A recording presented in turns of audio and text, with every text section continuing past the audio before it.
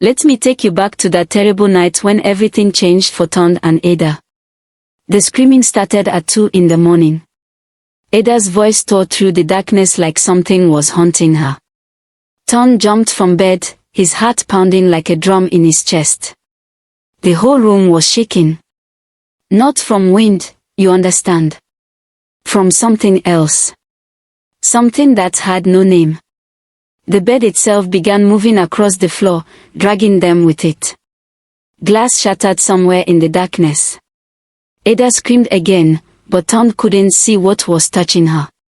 He grabbed his torch with trembling hands and switched it on.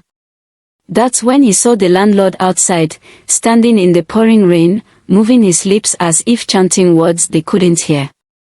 When Ton blinked, the man vanished. Just like that. Gone. Ada grabbed Ton's arm, her whole body shaking. Ton, she whispered, her voice barely there, something is in this house. Something is in here with us. But let me tell you how it all started. 3 weeks before that terrible night, Ton and Ada arrived in Lagos with suitcases and hope in their hearts. They had been searching for a place to rent for almost 2 months. Moving from hotel to hotel, spending money they didn't have, growing tired and frustrated. Both had just gotten new jobs at good companies.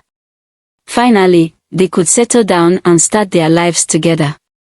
That morning, their colleague Boat called them cheerfully. He said, "I know the perfect place for you people. A landlord just released a house. It's affordable, clean, and in a good area. You'll love it." They didn't know then that those words would change everything. Ton and Ada met Boat at the compound that afternoon. The sun was bright, and the compound looked inviting. The paint was fresh, the floors were tiled, and other tenants were coming in and out, looking peaceful. It seemed like the right place. It seemed safe. It seemed like home. But as we know now, not everything that looks beautiful is good. Sometimes the most dangerous things hide behind smiles. When they walked into the compound, everything seemed perfect. The landlord, a man named Chief Okafor, greeted them with a wide smile. His teeth were very white, and his handshake was warm. He showed them the apartment, 2 bedrooms, a sitting room, and a kitchen. The walls were painted cream, and sunlight poured through the windows. There was even a small garden outside. Ada hesitated. Something in her spirit was warning her. She couldn't explain it, but something felt wrong. The way Chief Okafor watched them as they walked through the rooms made her uncomfortable. But Ton was impressed. He kept saying, "This is perfect, Ada. This is exactly what we need." After they finished the tour, Chief Okafor shook their hands warmly. His grip was very firm, almost too firm. He looked directly into their eyes and said something that should have warned them, "This house chooses its own people. You two have been chosen." At that moment, Ada felt a chill run down her spine. But Ton was already planning which furniture to buy. Neither of them understood what the landlord's words really meant. Neither of them knew they had just made a terrible mistake. 2 weeks later, they moved in. They brought their boxes of clothes, their books, their photographs, and their dreams. The neighbors came by to greet them. Mama Chika from the next flat brought them rice. An old man named Boba Sigan offered to help them arrange their things. Everyone was smiling. Everyone was friendly. That night, Ton and Ada sat on their new bed and prayed together. They thanked God for the job, for the apartment, for finding each other. Then they celebrated quietly with instant noodles and cold water, laughing about how simple their first meal in the new place was. Ada felt happy that night. She thought everything would be fine. She thought they had finally found peace. But around midnight, as they were preparing to sleep, a small framed photograph fell from the wall. It crashed to the ground with a sound that made them both jump. When Ton picked it up, he noticed something strange. Behind where the photo had hung, there was a mark drawn on the wall. It looked like a symbol, something drawn with dark ink or perhaps blood. Neither of them had noticed it before. Ton tried to scrub it away, but it wouldn't come clean. Ada felt that chill again, the same one she had felt when the landlord spoke those strange words.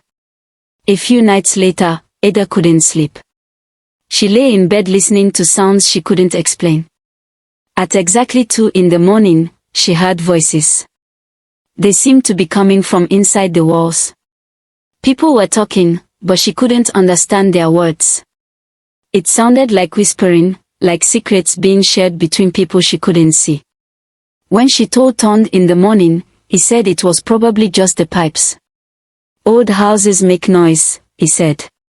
It's nothing. But it didn't sound like pipes to Ada. It sounded like people. That afternoon, she met Mama Chica at the compound gate. The older woman looked at her strangely. She asked quietly, "You heard them too, didn't you? The ones talking at night?" Ada's heart jumped. "Yes," she whispered. "You hear them?" Mama Chica didn't answer. She just looked sad, touched Ada's shoulder, and walked away without another word. That night, the whispering came again. This time, Ada heard her own name being called. Her name, whispered over and over by a voice she didn't recognize.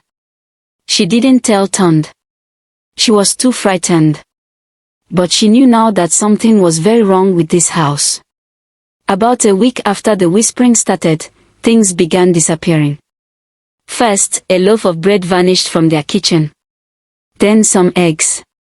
A gold earring that Ada loved went missing from her dressing table.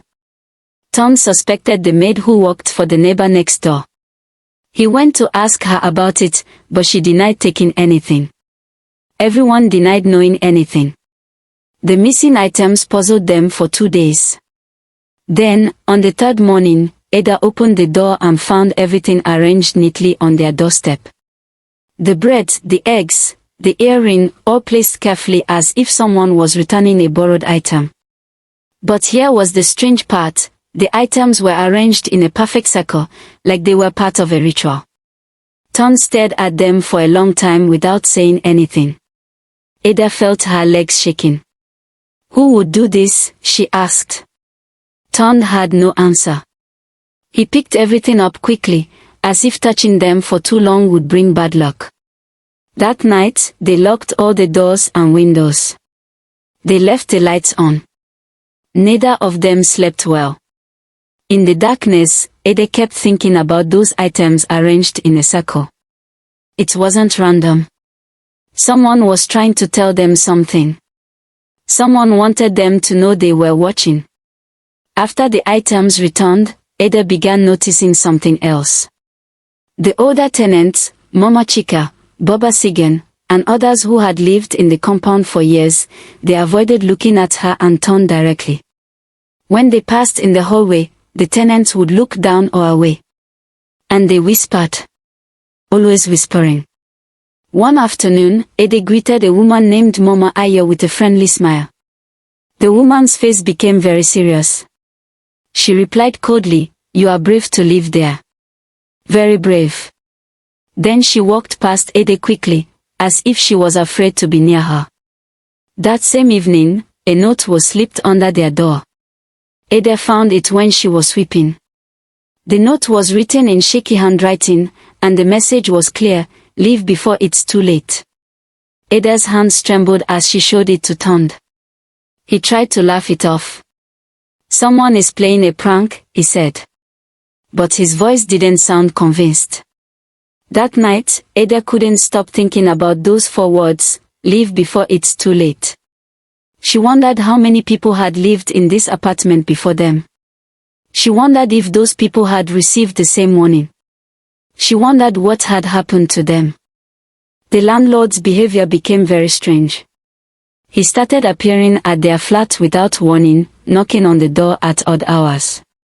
He would inspect their windows, checking the locks. He would ask them questions about their sleep. "Are you sleeping well?" he would ask. "Are you having any strange dreams?" One evening, he came while they were eating dinner. He sat down without being invited and looked at them both very carefully. Then he said something that made Ada's blood run cold. If you ever hear drums at night, don't answer. Don't go toward the sound. Just stay in your room and pray. Ton asked him what he meant, but Chief Okafor just smiled and left without explaining. That night, as if on cue, faint drums echoed from beneath the floor of their apartment. Low, rhythmic sounds like someone was beating drums far below in the earth. The sound continued for 3 hours. Ada held Ton's hand so tightly that her nails left marks on his skin. Neither of them slept. Neither of them moved. When morning came, the drum stopped. But both of them understood now that the landlord's warning had not been a casual comment. It had been a genuine warning. And that meant he knew what was happening in this house. 3 nights after the drums, Ton woke up at exactly 3 in the morning. He told Ada later that something had pulled him from sleep, like a hand shaking his shoulder.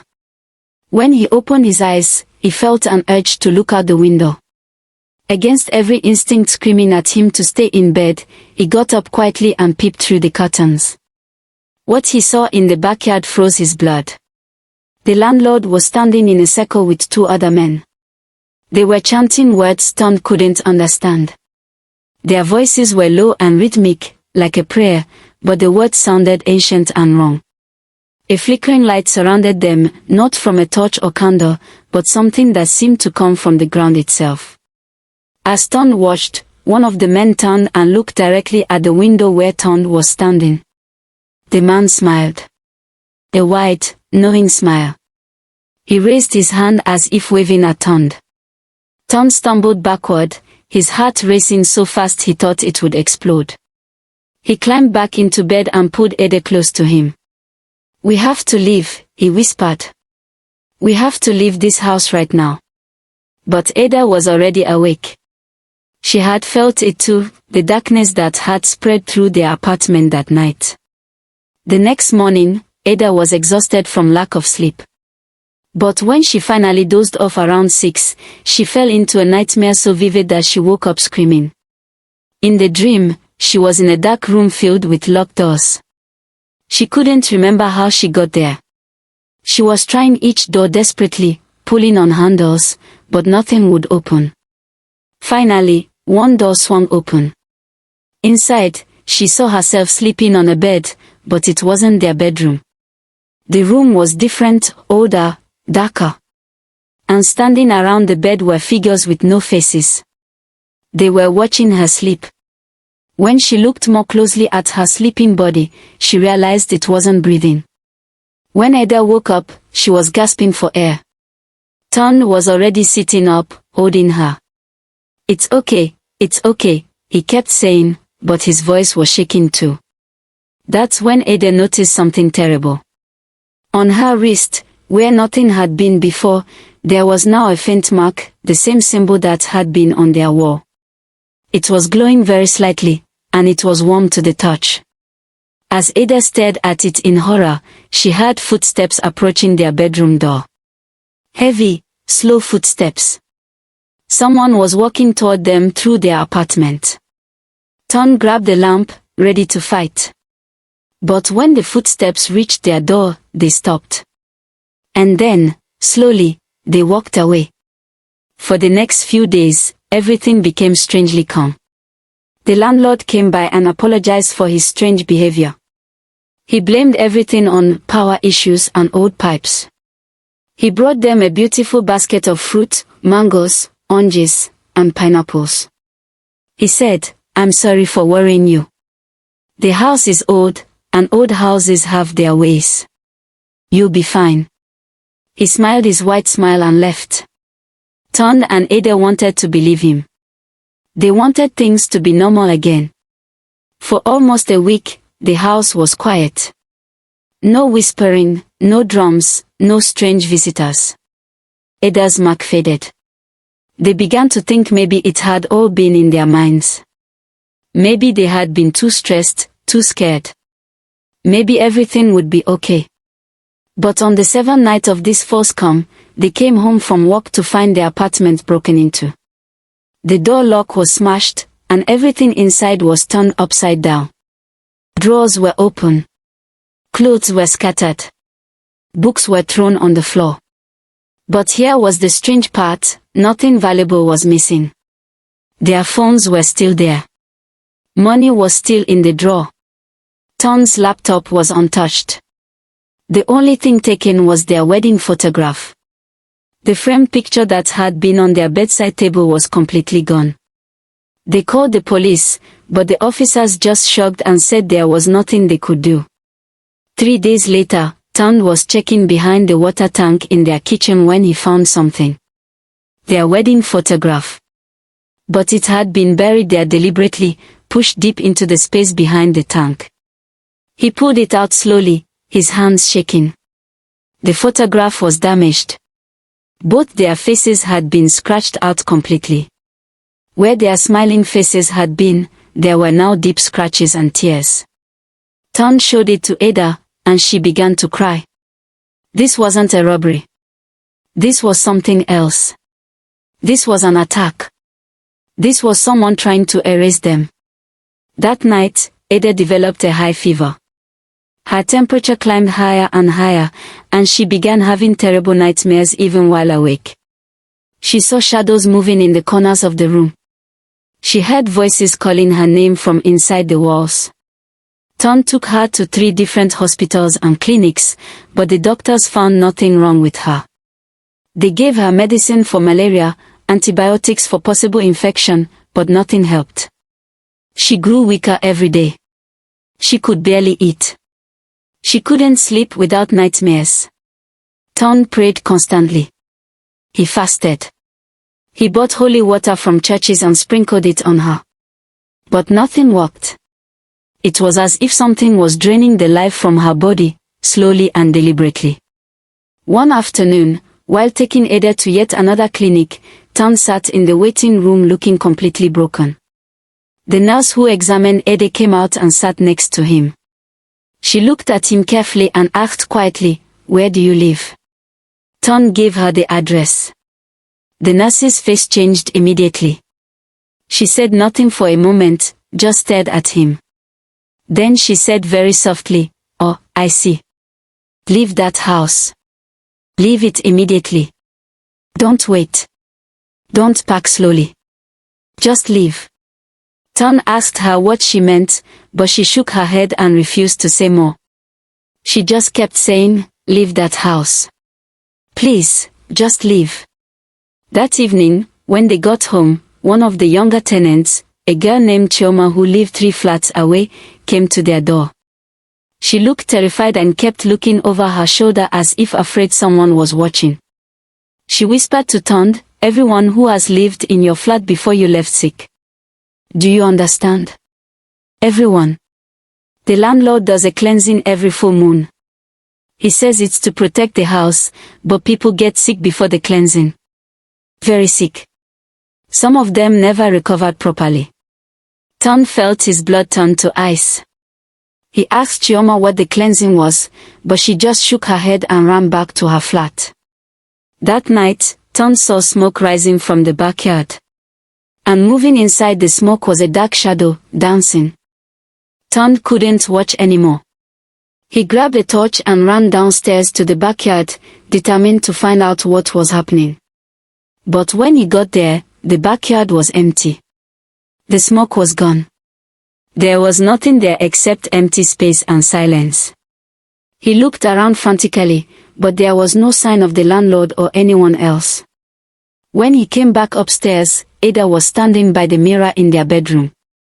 She was staring at it with an expression of pure terror. She didn't move when Tom entered. Her eyes were fixed on the glass. "Ada," he said carefully. She pointed at the mirror. There was a whisper coming from inside it. A voice was calling her name from within the reflection. Tom heard it too. His name was being whispered as well.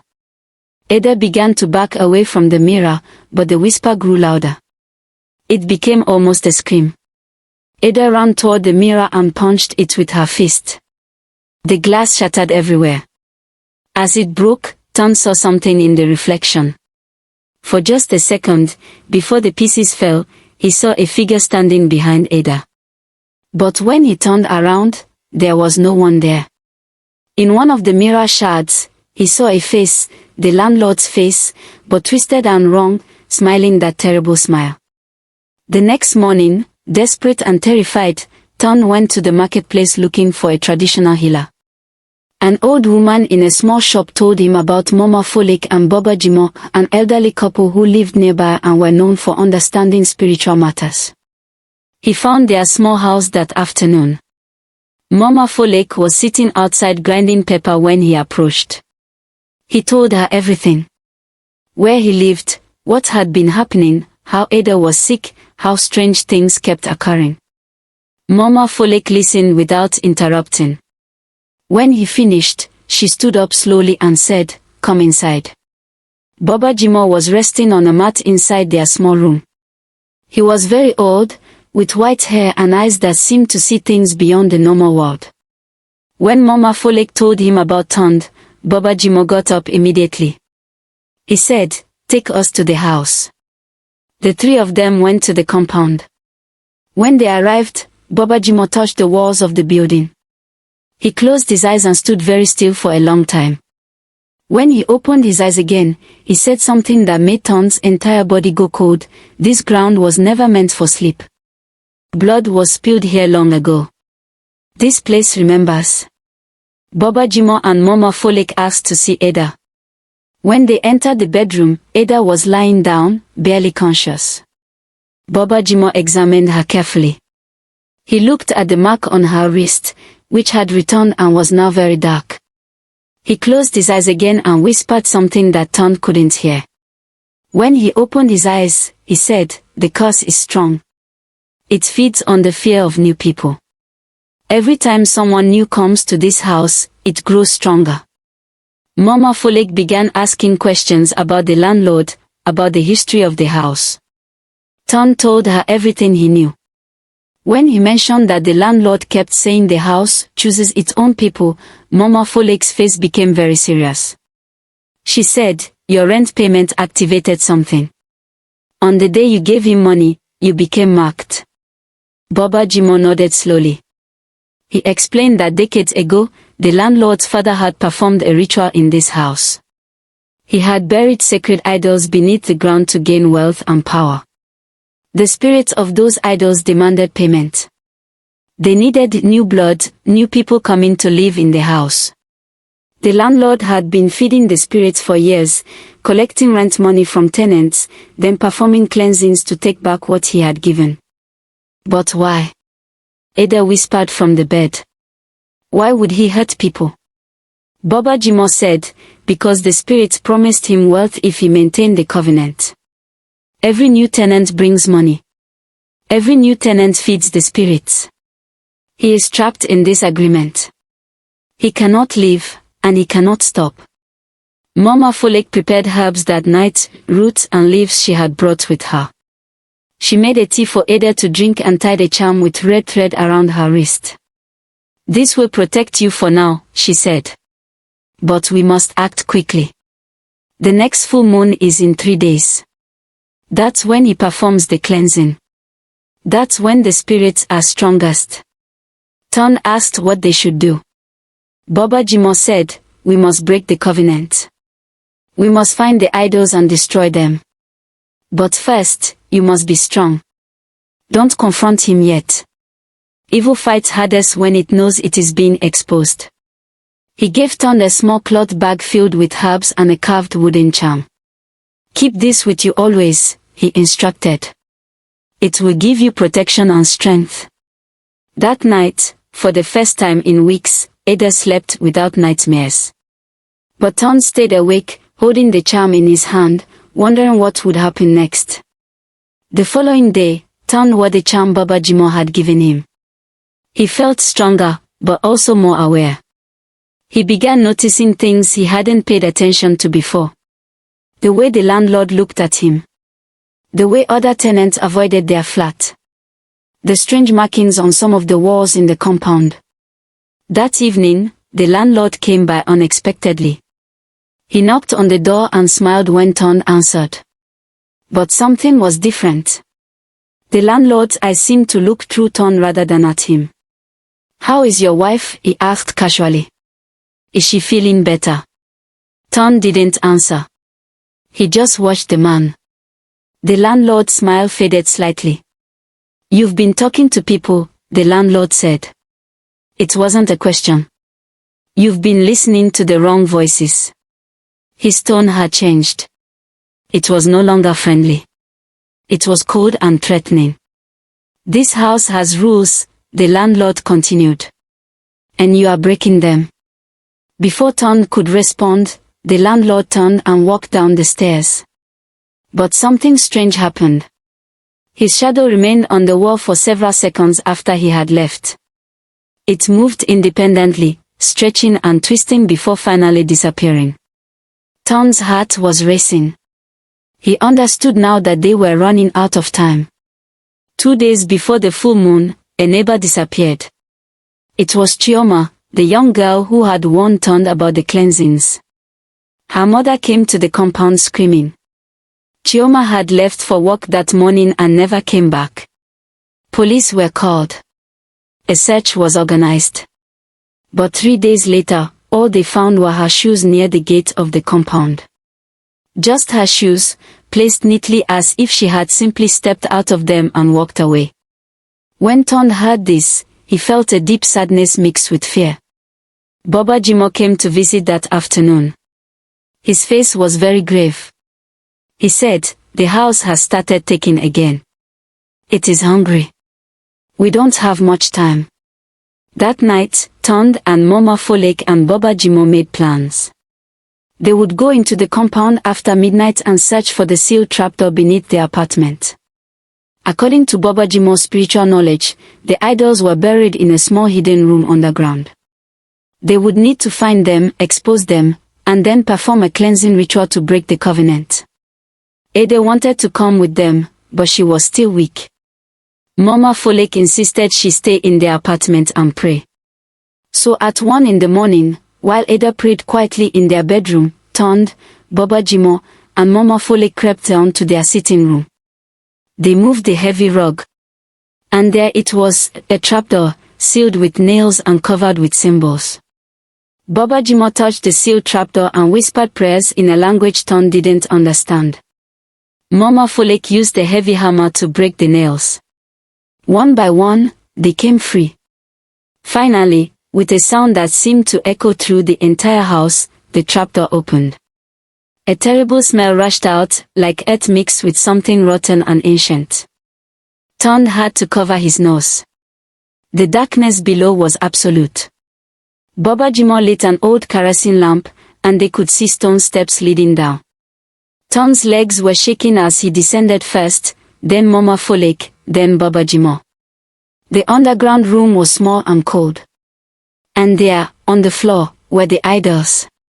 Broken pieces of stone carvings, blackened with age and something else. Ashes covered the floor. And in the corner, scratched into the wall, were hundreds of names. Names of people who had lived in the house. Names of people who had suffered. As Ton read them, his heart broke. Some names had dates next to them.